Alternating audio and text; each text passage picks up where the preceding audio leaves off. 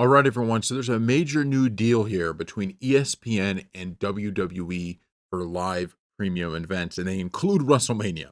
So these are the key points from CNBC. ESPN's new direct-to-consumer service will include all of WWE's live premium events beginning in 2026. ESPN will also simulcast select events on its linear networks. ESPN is paying TKO's WWE an average of $325 million per year for 5 years, according to people familiar with the matter. The WWE Premium Events package has been on NBC's Universal's Peacock. WWE SmackDown will remain on Peacock and USA Network.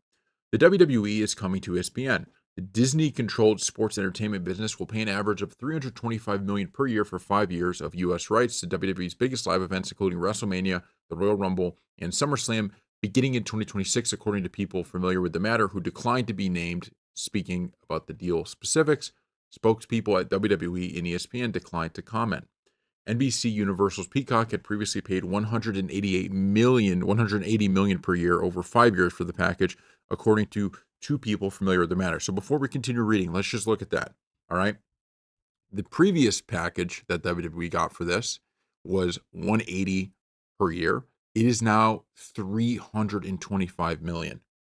All right. I mean, this explains a lot because there's a huge growth here, clearly, right? They feel it's worth it, or it was a big overpay.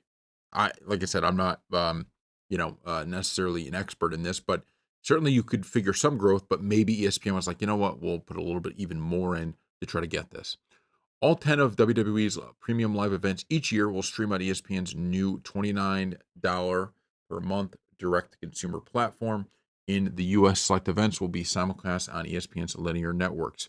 Disney reported quarterly earnings Wednesday that showed domestic ESPN revenue up 1% to $3.93 billion. The WWE and ESPN have strategically moved closer together in recent years, said TKO Group President and Chief Operating Officer Mark Shapiro in an interview. TKO is controlling owner of WWE. Shapiro himself was the top executive at ESPN in the early 2000s. In many ways, this is our destiny, said Shapiro. If you want to expand the audience, our fan base, and fervor around WWE and grow on a real significant national scale, you can't do that as it relates to the sports world without partnering with ESPN.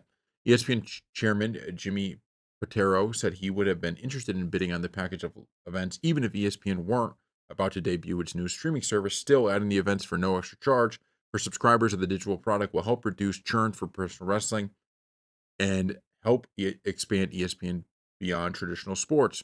Our place was built as the entertainment and sports programming network, said Pietro. Pietro, I think. Patero. I'm messing it up, but it's Patero, referencing the literal meaning of the acronym ESPN. This is a fantastic way for us to expand our audience. It's younger, it's more diverse, and it's more female than what we see at the network level. 38% of WWE audience is women, noted WWE President Nick Khan. About 50% of the people who attend WWE live events come with children, he said in an interview. It's multi-generational viewing, and we think ESPN is multi-generational viewing, said Khan. In 2024, the WWE signed a 10-year, $5 billion deal with Netflix to stream Raw every Monday night. Beginning this year, Netflix will continue to stream marquee WWE events outside the U.S. Okay. So, one thing I think here is that this is one of those things where I don't blame WWE in the slightest for doing what they're doing, right? I mean, you're just getting $325 million per year here to allow them to just get your content out there. And it's not like you're going to something no one's ever heard of. You're going to ESPN. So I understand why WWE is doing this, right? It makes complete sense because I don't even know how, WWE, like let's say they still had the WWE network as the place you could view all of these things, or you still had pay-per-views. Like to think about 325 million per year in terms of like that being the amount you're making in pay-per-view, the amount you're making in like if you had a WWE network and they're subscribing to it, like that's a lot of money that you're just going to get now. You don't even have to worry about the pay-per-view, right? In terms of like the actual buys, because you're getting 325 million right off the bat, right? It really it doesn't matter. On top of it, when we're talking about these premium live events and all of this other stuff, you're still getting your Netflix deal and you're still getting all these other things about your other topics. So, for instance, if you have a, let's say, a WWE network, right? Let's say go back to when they had that, and let's say you're streaming your pay-per-views on there now to people that subscribe. Well, you also have all of your other content that's on there, and somebody's getting a pretty good bargain for that content, right? Because they're getting the pay-per-views and they're getting all of that other stuff. With this, all they're getting here is the live events. So WWE is getting 325 million for nothing but these premium live events. That doesn't count the ticket sales, doesn't count all of these other things. They're getting 325 million for these events. Very good deal. But I do think, and I'll just say this, I hate this in terms of, you know, I would love if WWE would go back to just having their own streaming service. And it's like, okay, I pay X amount of money, I get everything WWE by paying for this one thing. Instead, now you got to get, this, you got to have, I guess, Peacock to have SmackDown or USA Network, right? Whatever, just regular TV to get USA Network. You need Netflix to get Raw. Now we're going to need to buy ESPN streaming to get. I just don't.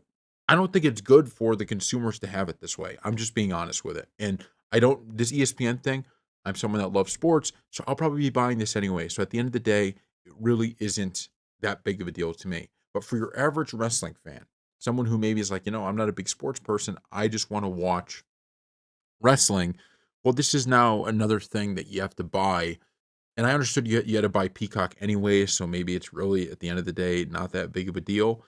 I just I completely understand why WWE does it. It makes sense. You're getting paid 35 different ways now. You have a $5 billion deal. Let's go back down and take a look at this, right? You have a $5 billion deal over 10 years with Netflix. On top of it now, you're getting another 325 million for 5 years from ESPN. I mean, that makes business sense in every way, shape, and form. Every way, shape, and form, it makes business sense. I just don't like it from the viewer perspective. And, it's shows a little bit of how smart WWE is because, they were kind of one of the first that I remember to get into the streaming business. And then once they got into the streaming business and people liked it, then they kind of got out of the streaming business, actually, meaning they went away from having their own streaming service as it got kind of crazy, right? And as it was this battle between streaming services, and now they're cashing in on the fight between streaming services, right? The reason ESPN is getting this and wants to pay 325 million per year is to add content to their new streaming service to get people to buy it.